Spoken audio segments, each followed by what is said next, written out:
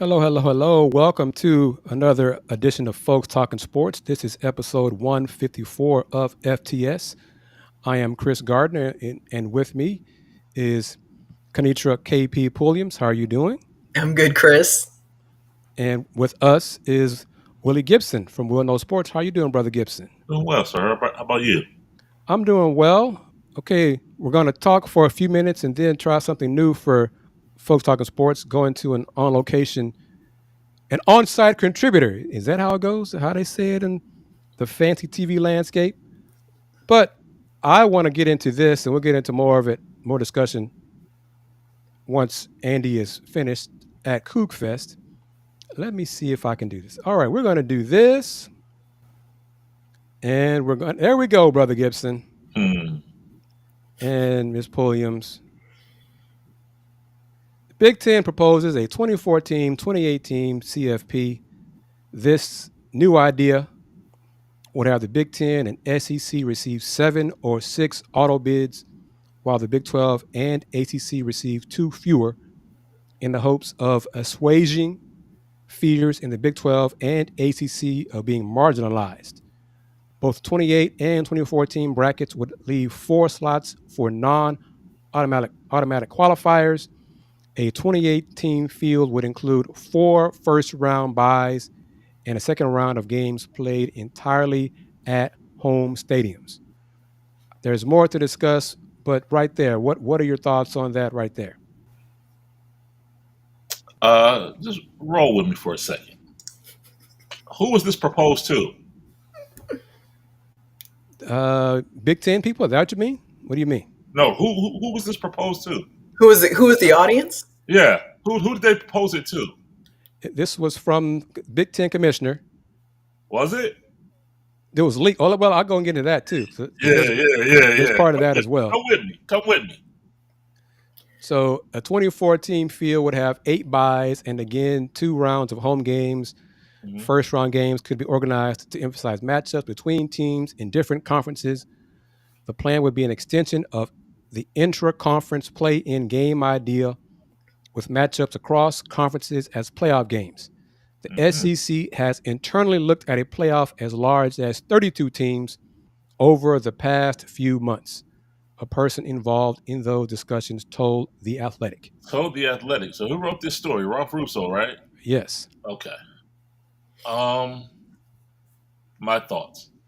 Um, my initial thought is this came out on Saturday, and I thought back to what came out on Friday. Number one. That was the initial thought. Then I thought a little further, and I said, you know what?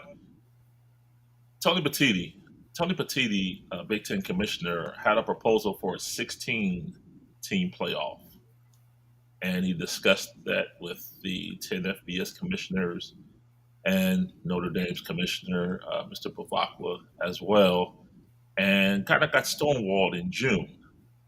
So it was 16 teams in June, and now in August, we hear potentially, possibly, speculatively 24 or 28. Hmm. On top of what the news that was dropped on Friday. So I think for me, I think it's more so a play by Tony Petitti to get his 16-team playoff pushed through, because there's no way they're going to propose or agree to a 24 or 28 team playoff or a 32 team playoff for that SEC. I think this is just conjecture in order to, because they meet again, um, ironically enough, at Big Ten headquarters September 24th. So I think this is Tony Petitti saying, hey, remember what I said in June? Nobody wanted to discuss it. You want to talk about it now? That's just my thought. Kenitra? And I mean, and then I didn't know that backstory. So he got stiff armed on the 16 proposal, but now all of a sudden, I mean, we didn't just say 18 or 20. I mean, they're like 28. I mean, like they're going Hmm? big time. Um, if if they do, if they go 24, I would like 6 auto for Big Ten or Big Ten in SEC, and then 4 for ACC, Big 12. 2 for the Power 4, or Group of 4, and then 2 at large. But, I mean, does that really do anything to assuage Big 12 and ACC from still feeling marginalized if they get any fewer than the SEC and the Big 12, or ACC and the Big 10? C837, thank you for this comment. This is why I stopped watching college football. I mean, this stuff is ridiculous. It is, and the Big Ten people, further in the article in the Athletic, were upset that someone leaked this to ESPN first. Pete Thamel and Yahoo Sports Ross Dellinger leaked it to them to get this out there before they wanted to discuss it amongst themselves. 24-28. I mean, they don't want to schedule tough competition in non-conference because they're afraid if they lose in non-conference, that's going to hurt them in the committee's eyes. I mean, put on your big boy pants. I mean, I just, this is competition. Okay? Yeah. If you can't win, why are you in this? If you can't beat the folks, if you're unwilling to play top level competition, why are you in Division I, Power 4, Power 2 athletics? But I'm going to say this as well to the fan bases who are diehard, who cannot live without college football. They're just shoveling all this stuff at you because they know you're going to take it, because they know you're going to buy it, you're going to spend your money on it. You're not going to stand up and say no. You're not going to complain enough about this is just too much. You're going to talk it. This is just too. They need to stop while you're out there buying your season tickets. The customer is always right, but y'all seem to have forgot that a long time ago when it comes to college football. So go ahead and do 16, 20, 24, 28, 32, 35, 36, 40, 55, 60, whatever you want to do. And I won't watch it. I'll watch the Cougs, not get there, maybe, and then I'll be it. Go ahead. So they said 7 automatic bids for the Big Ten, right? Yes. All right. So I'm looking here last year, the 2024 Big Ten standings, and the 7th place team in the Big Ten actually was a tie. 8-5 Minnesota, 5-4 in the conference. And other team, 8-5, 5-4 in the conference, was team up north, Michigan, 5-4. That's the 7th. Those are the 7th place teams in the Big Ten. So those are teams that are getting automatic bids to the college football playoff under this proposal. Right. I mean, that's what we're doing now. We're extending automatic bids to teams with 5 losses. Come on, people. I think it's strategic because, again, they meet in 5 weeks in Chicago at Big Ten headquarters to discuss this. So I think it's more so like 16 don't sound too crazy right now, does it? Yeah, right. It sounds less crazy than Right. 24 or 28. And also, by the way, Tony Batiti, before he became Big Ten commissioner, was a TV executive. Yes. So he I'll stop there. He's aware. He's aware. He's aware, and he's also it's intentional. Absolutely. Sure, it's intentional, but because he's also aware of the fan bases. Mhm. This is American sports are drunk with college football. Now, contrast it to over in Europe, when the Premier League tried to shove down the throats of the fans with Super League and change all that kind of stuff. Those fans, they revolted. Mm-hmm. I mean, they literally revolted. And they, at best, paused that because it's probably inevitable 4 or 5 years from now, a Super League over there. But they spoke up and spoke out in mass. Here in America, well, it sounds bad, but I mean, I'm still going to buy my tickets to see Alabama. I'm going to buy my tickets to see LSU and Georgia and the Ohio State and team up north and all that. Folks, stand up. This is 16 teams is too many. 72 and 76 in college basketball is too many. This is ridiculous. If you're good enough, if you're not good enough one year to make the 12, 8, 12, whatever. Get better next year.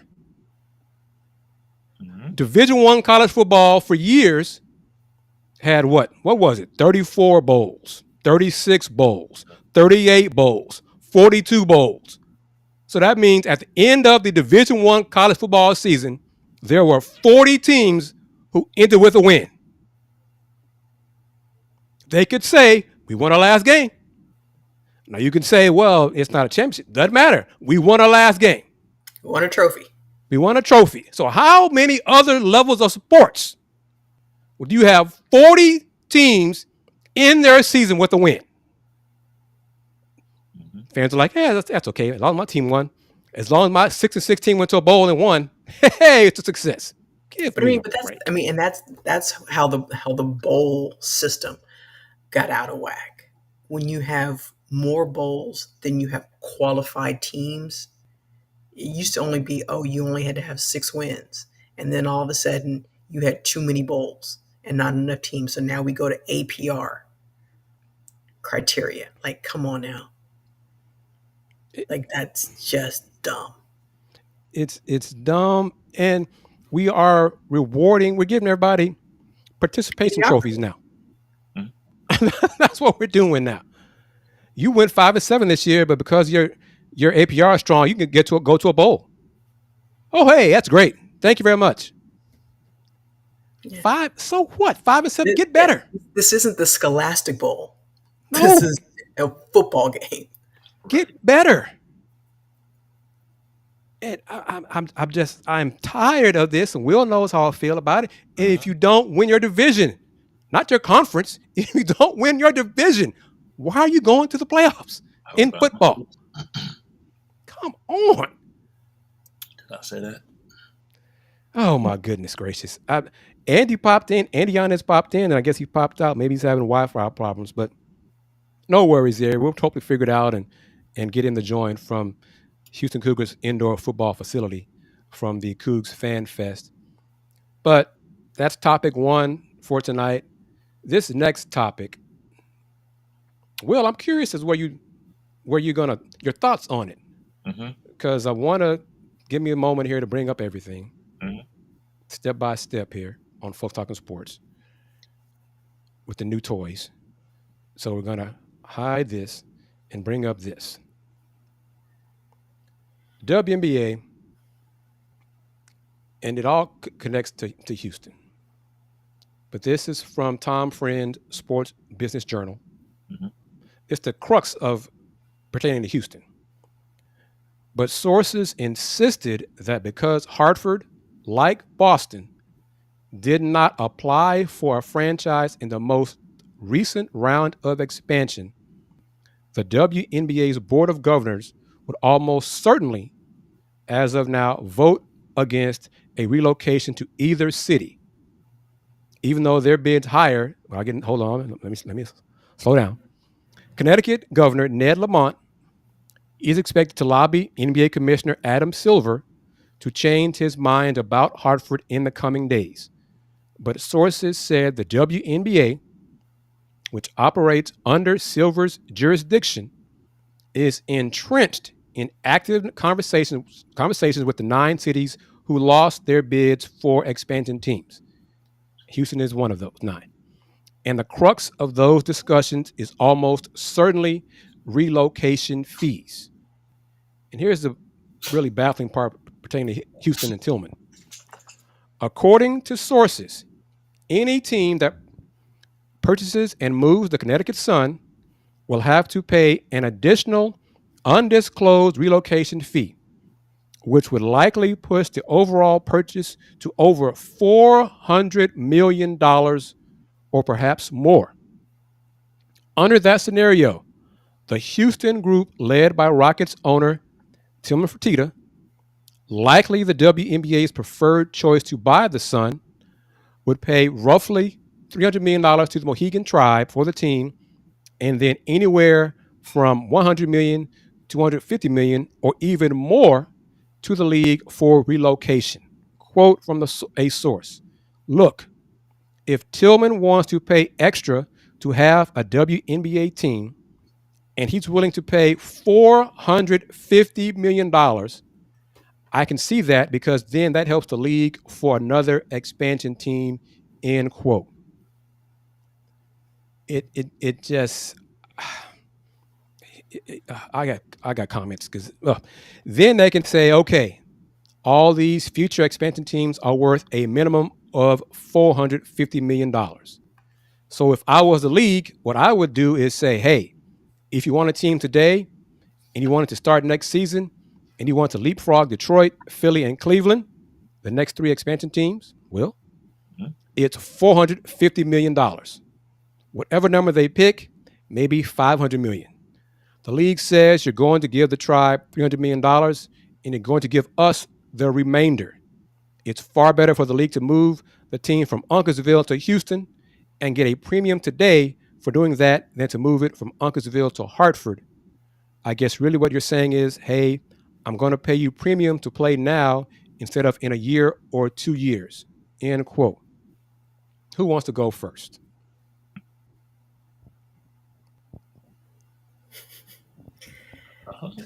All of the team, and this is an honest question, the teams who submitted a bid to be awarded an expansion franchise, as well as the other cities who were now coming into the mix, were they advised back in June that in order to be considered for relocation, they needed to submit a bid for expansion? Probably not. And let me add these things for some context in case Tony, CA, and others watching on YouTube may not know. At the expansion announcement press conference, WNBA Commissioner Cathy Engelbert basically shouted out Tillman and the city of Houston, as being the front runner for the next WNBA franchise. No idea why she said that out loud. Okay, so that is raising a lot of questions why she said that out loud. Last year, at Rockets Media Day, Tillman said, among other things, I won't get into the part where he embarrassed himself, but he said he was going to put in a bid for a WNBA franchise because the city of Houston deserves it. And he said, even if it doesn't make money initially, the city of Houston deserves it. But he said his preference is to have an expansion franchise rather than a relocated franchise. Fast forward to this summer, when Houston was not picked among the franchise cities. Now the Rockets PR people, Rockets folks in charge of the WNBA bid, we're willing to do anything, whatever it takes to get a WNBA team to Houston. September, you really wanted an expansion franchise. Now in April, May, and June this year, well, maybe we can go get a relocated franchise. Well, make it make sense. That's your city, man. You tell me. The first thing, honestly, what I thought, just full disclosure, is when it said Ned Lamont was lobbying to Adam Silver. And I'm like, where's Cathy Engelbert in this? Because she's the commissioner of the WNBA. Yeah. Right. So, but he's bypassing her and going straight to Adam Silver. Is he mansplaining? Like, what are we doing? That was the first thought, to be completely transparent. And let me also say this regarding Tillman's bid that was not accepted over Cleveland, Detroit, and Philly, right? Philly, right? Philly, yep. Tillman's bid was $50 million less than those other 3 cities. There it is. The other 3 winning bids. So it's okay. So now, going back to your statement of what Cathy Engelbert said at the press conference, was it kind of a wink nod deal, like, Jay, just put something in the pot and I got you? I don't know. there are so many questions like a here. promissory note. Yeah. Because if he only bid $200 million for an expansion franchise and said publicly that was his preference, well, info from Tom Friend and other people, but now the price, you got a relocation fee on top of what you got to pay to the Mohegan tribe. We're talking 400, 450, or $500 million, and Tillman only bid $200 million. Yesterday's price is not today's price. And you're going to give the team to Tillman? Yeah. When you have two bids in the Northeast, Hartford and Boston, willing to pay $325 million for the Connecticut Sun, I am baffled. And let me be clear. Everybody who knows me, everybody who follows me in Houston Roundball Review, I want the WNBA in Houston. Want it.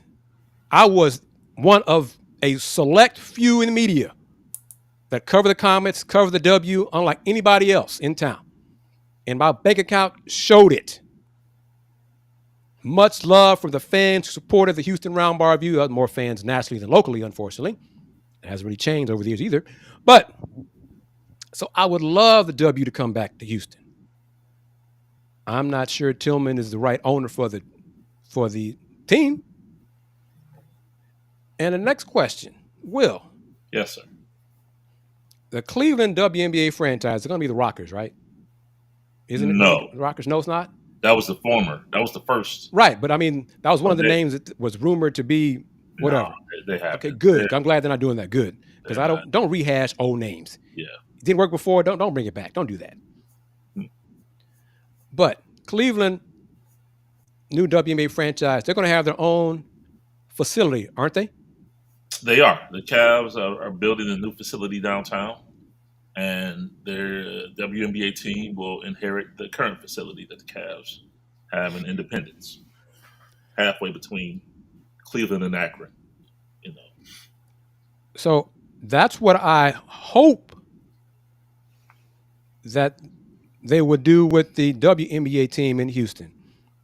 The Rockets have their own practice facility. It is not big enough to have the Houston WNBA team in that same facility. Doesn't have enough space for the staffs, for both teams, players workouts, and to visiting teams as well. So it would make sense, Will and Kennetra, for the WNBA Houston team to move into the Rockets vacated stuff downtown. That has not been discussed. I've heard people talking about, well, the new WNBA team, if Houston gets one, would be in the Rockets facility. Everybody? With Kevin Durant, with the Rockets, I think, have hopes, Tony, CA37, have hopes of going far in the playoffs. So April, May, June, they're going to be in that practice facility.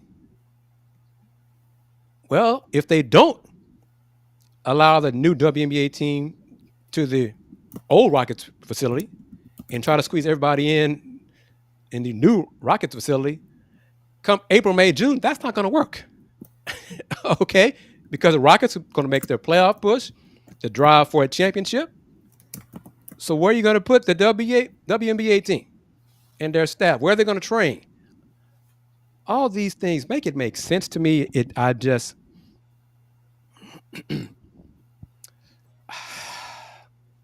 But I'll also say this. Years ago, when Les Alexander sold the Comets to Hilton Koch, the league announced a sale price publicly. It was nowhere close to being what Hilton actually paid. Hilton paid much less. And then lo and behold, he struggled to make payroll. Lo and behold, He moved away from downtown into the arena, and the locker rooms were about as wide as if I stretched out my arms on both sides. I could interview KP, turn around and interview Will. That's how close it was. That's how small the locker rooms were. And then Hilton announced, then the team disbanded. So it would not shock me if Cathy Engelbert and her media sources announce a price of the Connecticut Sun coming to Houston of $500 million. When in reality, Tillman paid $200 million. Something along those lines, because it's been done before here in town. Hell, that's part of what the league did years ago for a lot of the franchises. But why? See, this is the question, Tony. Did he lowball them for a reason? Yeah, he did. The question is, was he given a wink of, go ahead and put out $200 million. We'll take care of you on the back end. So then if I'm Dan Gilbert, I'm like, well, wait, my 325. Oh, no. You're not doing that. Yes.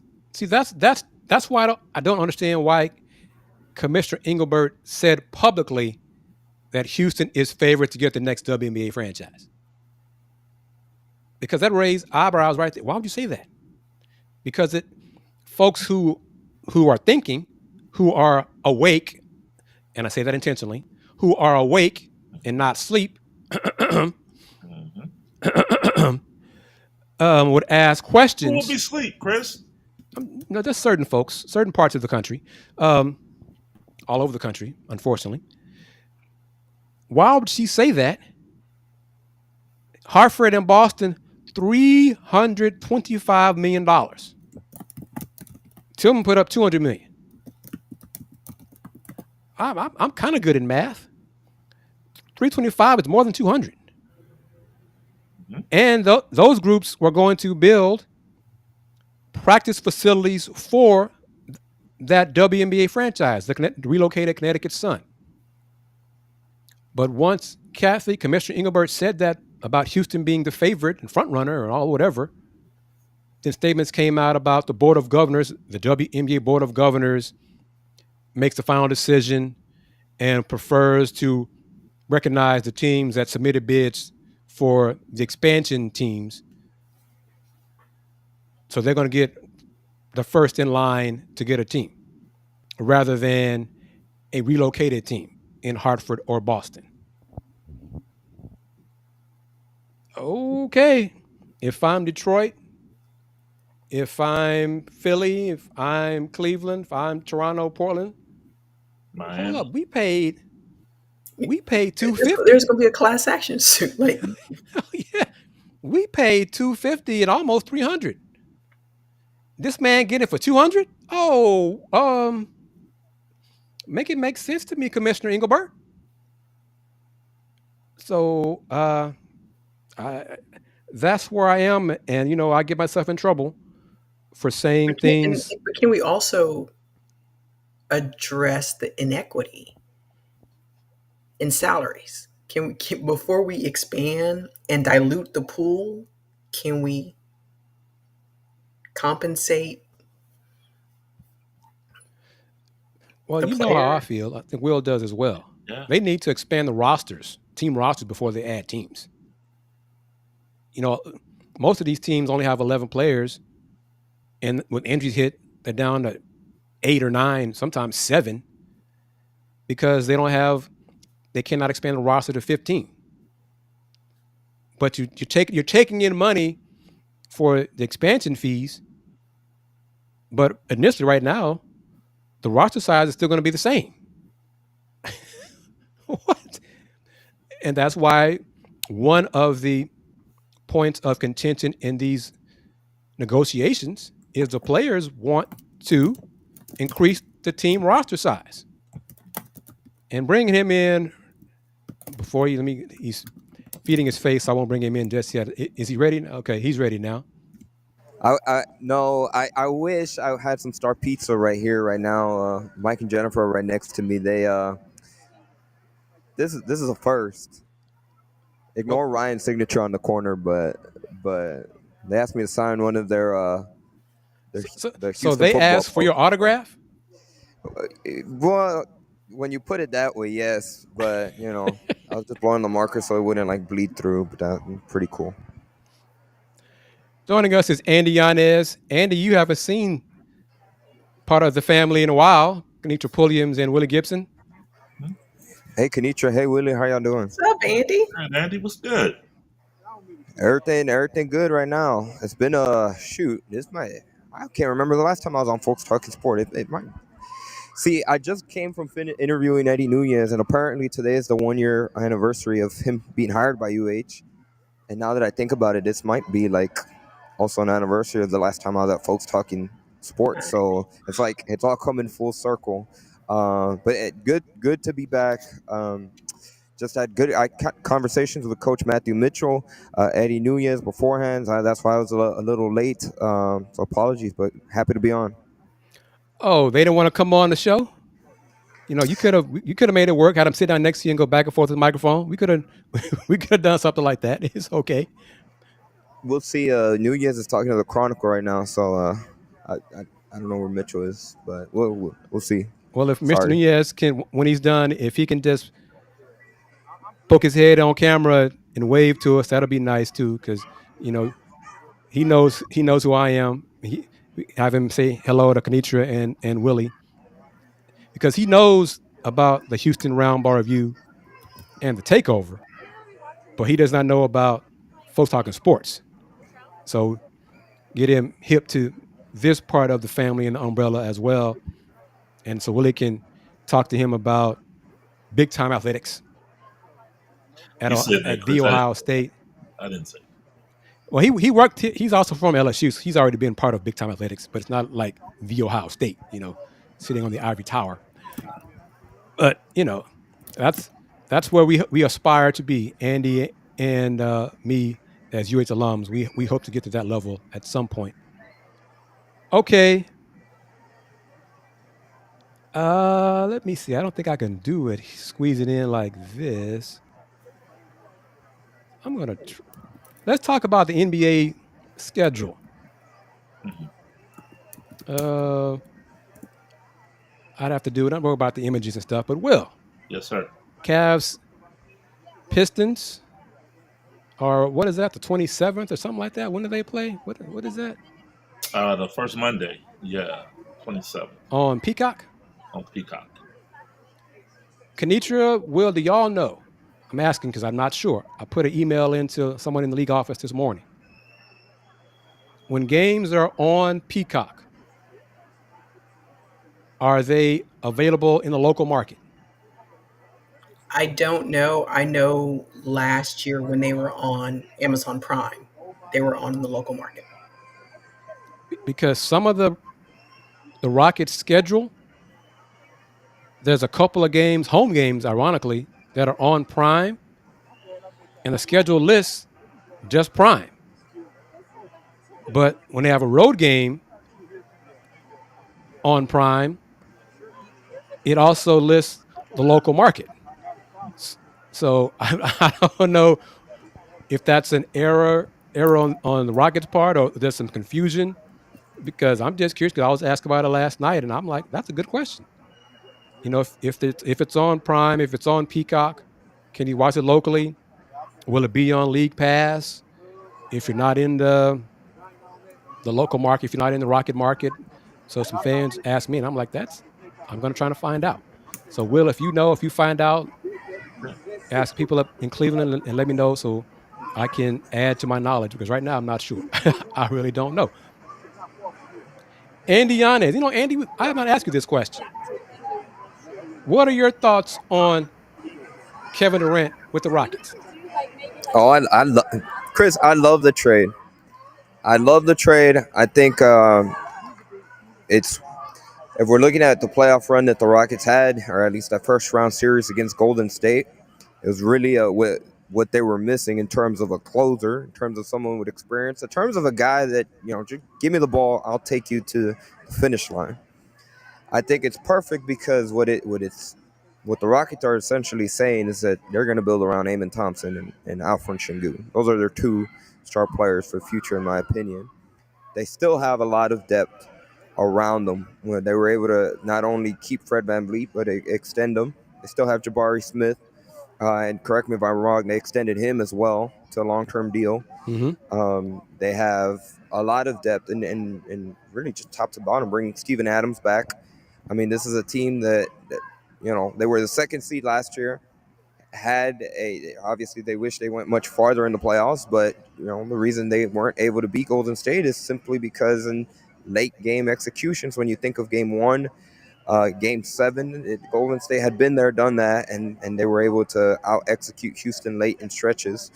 Because quite frankly, if we're just looking talent-wise, I feel like the Rockets were the most talented team in that series. Golden State knew how to execute and knew how to finish games, and that's why Golden State advanced. And I think Kevin Durant's going to be the perfect player to, if they find those situations again, lead them. But hopefully it's able to get those young guys experience about how to close games. And Kevin Durant eventually does leave the Rockets. Amen Thompson and Alfred Sengun are in a position where they're the ones that are the alphas in closing it out. So I love the trade. Will and Kennetra, if Jalen Green would have been average against the Warriors, average, not good or great, just average, Yep, Rockets they win would that have won. series. Do you agree? 100%. Yeah, I would say so. So upgrading from Jalen Green to Hall of Famer in Kevin Durant is a win. Will the Cavs are a second apron team when it comes to payroll, right? Salary? Yes. And that was the reason why they lost a player, right? Sir? That's the reason why they lost a player to Memphis. Oh, yeah, Ty Jerome, yes. Ty Jerome, yeah. Yes. Restricted free agency. Tari Eason is one of the young people who is not. Jonathan Kuminga is probably the leader of the group of restricted free agents who have not signed a new deal. Quentin Grimes, Houston Cougar alum, same thing, has not signed. What are your thoughts on restricted free agency? Should it be modified, removed, because you're limiting free agents from exploring other options across the league? Their current team can match whatever another team gives a player like Quentin Grimes if he ever did receive an offer, which he didn't. So what can be done to change this? Will, Kennetra, what do you think can be done, or should it just be as is and just as one of those summers where only one team had significant salary cap room and next year it'll be different? Yeah, I mean, if you remove all restrictions, then is it just a free for all? And it's yes, unrestricted free agency. Yeah. Correct me if I'm wrong, Chris. The restricted free agents is usually for it benefits teams when a player they've drafted is going to hit their first free agency. Correct. Correct. So it's a way. For it was a way to kind of help small market teams keep their best players when they hit free agency that first time. You draft well, you get a chance to keep your player at least 4 years, right, Will? At least 4 years. And then if you want to sign them to a new contract, another 4 years, at least 4 more years. So 8 years, really, could be locked in. But in a case of, for example, Kuminga and Quentin Grimes. That's exactly what I was thinking. I mean, yep.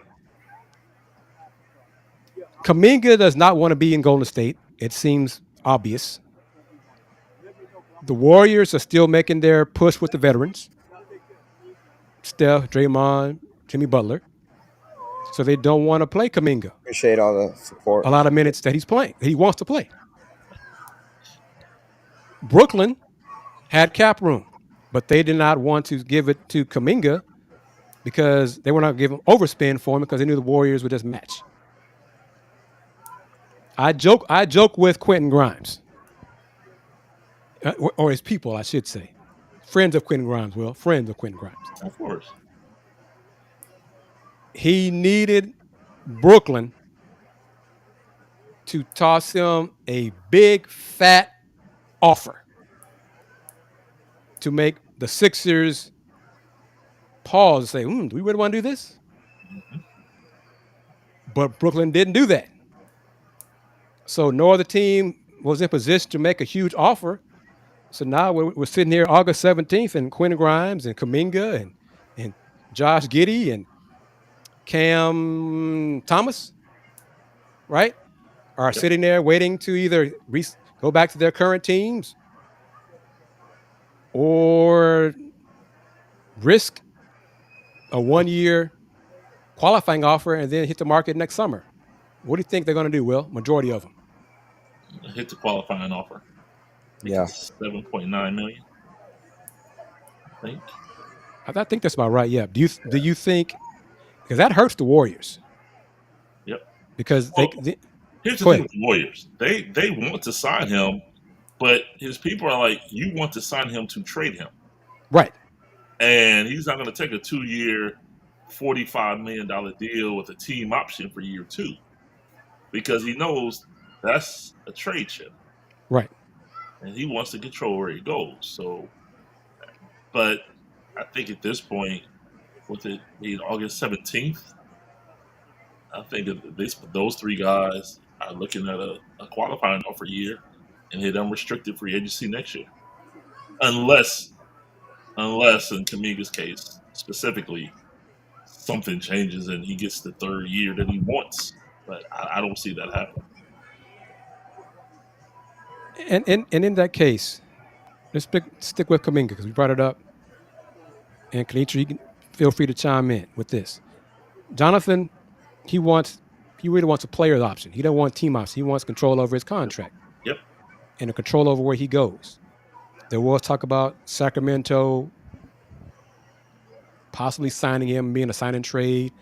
Warriors didn't like what the Kings were offering or proposed or whatever. But if Kuminga comes back on the 1-year deal, do you believe the Warriors would be petty,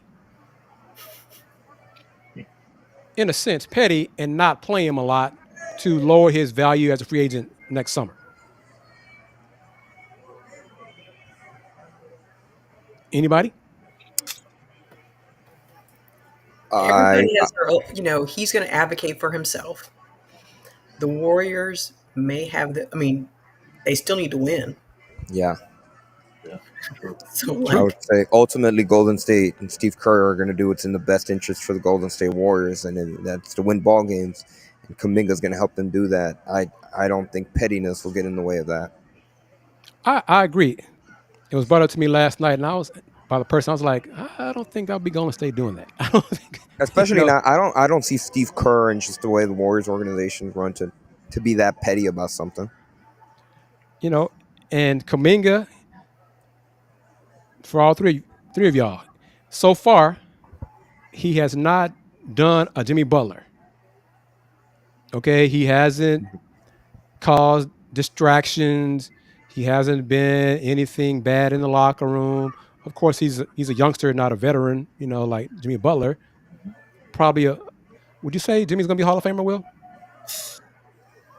It's kind of borderline, right? I mean, that's... It's a little close right now. Yeah. But, Jimmy's burned bridges in Minnesota, Philly, Miami, Chicago. But he landed on his feet. And I don't see the Warriors doing that to Kuminga. I could see him being the 6th man. And, they'd have to play a completely different style of play for him on the court. Because, the Warriors about ball movement, player movement, passing, cutting. Kuminga's about Kuminga. Okay. Give me the ball. I'm attacking the rim. That's what I'm doing. I might pass it once, maybe. But if I pass to you, you got to get back to me. You know, that Right. kind of thing. So he's not really a Warriors kind of offensive player. Yeah, but I'm curious to see how it plays out. I'm surprised Tari Eason and the talks have gone this long because Andy, Will, Kennetra, Tari's not, he's dealt with injury problems. So he doesn't really have, I mean, pun intended, a healthy leg to stand on when it comes to discussing, yeah, I want max money, as an example. He may not want that much, but he probably wants player option. He's trying to play leverage that he really doesn't have because Rockets, Tari, you've missed games so many times. So it's not in our best interest to give you guaranteed money, give you player option if you're not going to stay healthy. Yeah, but when I play, I'm on the court, I make a difference. I make an impact for us to win. Sorry. But if you're only playing 60% of the games, then maybe we should just pay you 60% of what you're looking for. You know, Yeah. I mean, I commend Tari and his people for asking for the moon, but they need to be realistic and consider everything. But we'll see how it all plays out. That's gonna do it. We got Andy in from the building. Oh, that too. Tony with that. Real quickly, Chris, I Yeah. want to pivot a little bit in terms of UH. As Shasta just does I don't know what you call that. That was like a cartwheel. Then he did a backflip right in front over here. But I'm gonna turn the camera on. Hopefully it comes out good. There's kind of like a sun glare, so I don't know how good it'll look from my computer. But I just genuine shout out to UH athletics as a whole and Willy Gibson. You're gonna see it still doesn't compare to Ohio State in terms of their turnout and all the things, but this is right in front of us. There are players lined up. Fans are getting an opportunity to meet with them, sign autographs. Really, a first encounter for fans to be able to meet the 2025 Houston Cougars football players.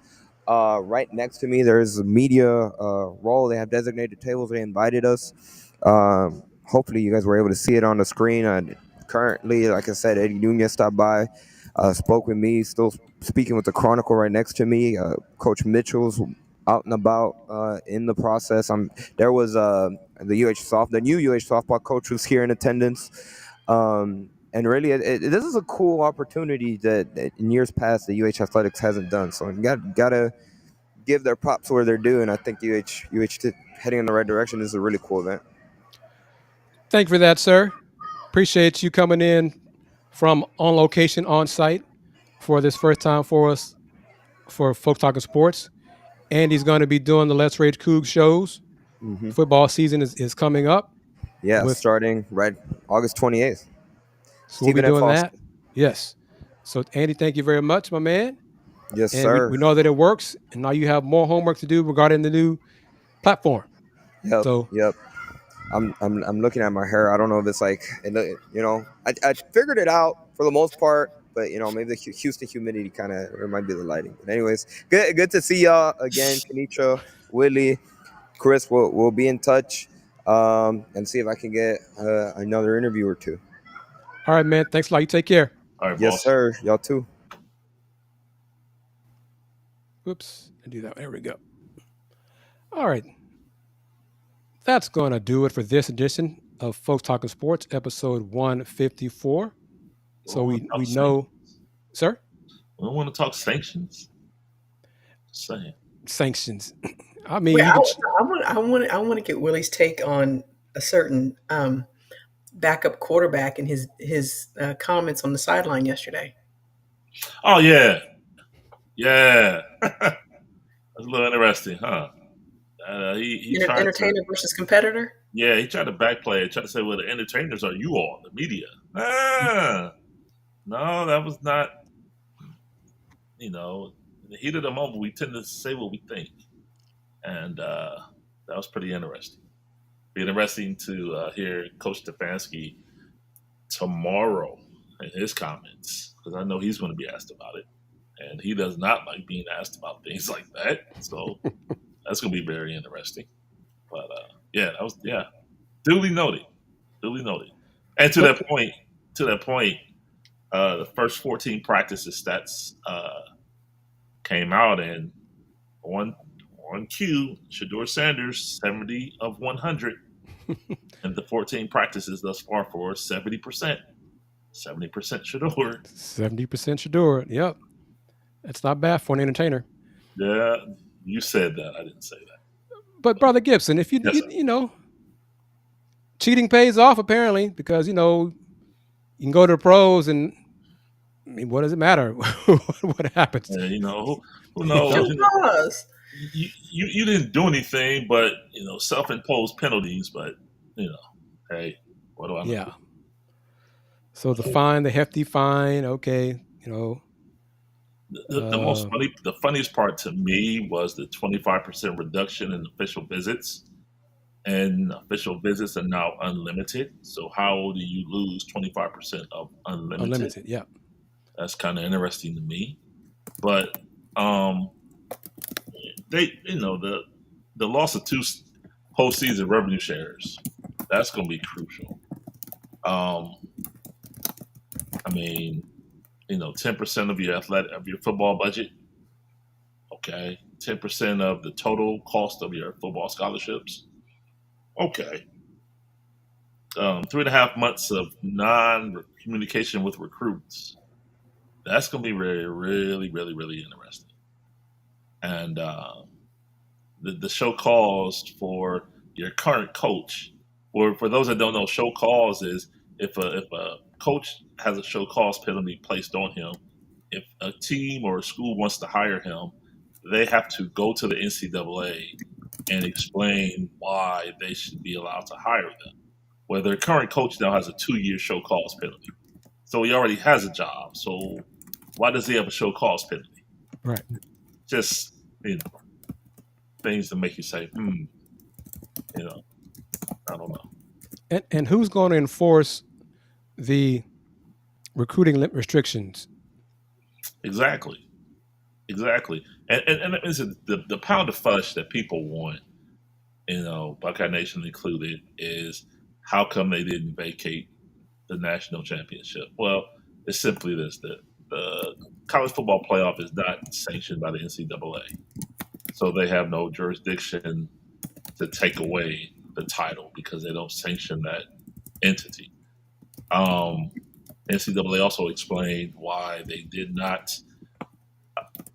make that team vacate any wins. The vacation of wins is only for games you win using an ineligible player. So that took care of why they didn't make them vacate any wins. They didn't have any postseason bans because they didn't want to penalize the players that are currently there for the sins and transgressions of those previous. Even though that's been the status quo for some time. Case in point, USC, 2-year postseason ban for the violations that occurred during the Reggie Bush tenure. But okay, no problem. Yeah, they don't want to look in the past, trying to look forward, but whatever. All right, Brother Gibson. Yes, sir. The floor is yours, sir. Thank you, sir. As always, appreciate the opportunity. You can find me on social media across states, IG and Threads, Will Know Sports, Twitter, at Will Gibson 7. And, all right, we'll talk about the Facebook later. It's Will Knows on Facebook.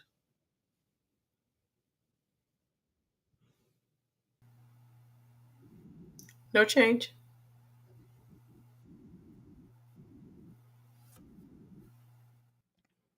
Going to put this as well.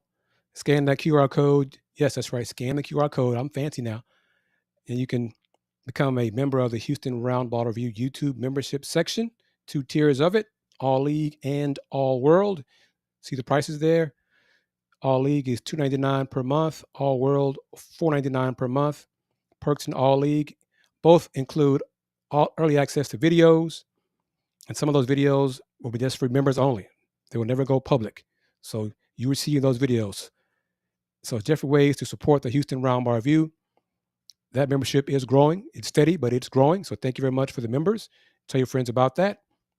And that will do it for this edition of Folks Talkin Sports, episode 154. Thank you to Kennetra, Will, Tony, CA37, and Mr. Andy Yanez for joining us from on location at the Houston Cougars Football Fan Fest. That'll do it for us. Will, it's not quite that time yet, so are you available next Sunday? Great question. Thank you, Tony. Appreciate that, man. Thank you very much. Go ahead and give Tony some shine and appreciation. 24th. Yeah, yes. Are the Browns, where are the Browns? Are they playing Saturday? Saturday. They play Saturday. And this coming weekend is the last weekend of preseason football, right? Yep. All right. Yep. Kennetra, how about you, ma'am? All right. Excellent. Might get Mr. A.D. Moore on here as well. Talk Texans, since it would be the last game for Texans preseason as well. Texans did a butt kicking on the Panthers Saturday. And number 2 for both teams. So we can talk about that. Resumed the Let's Talk Houston Rockets shows last night. Phase 1 of looking at the Rockets schedule.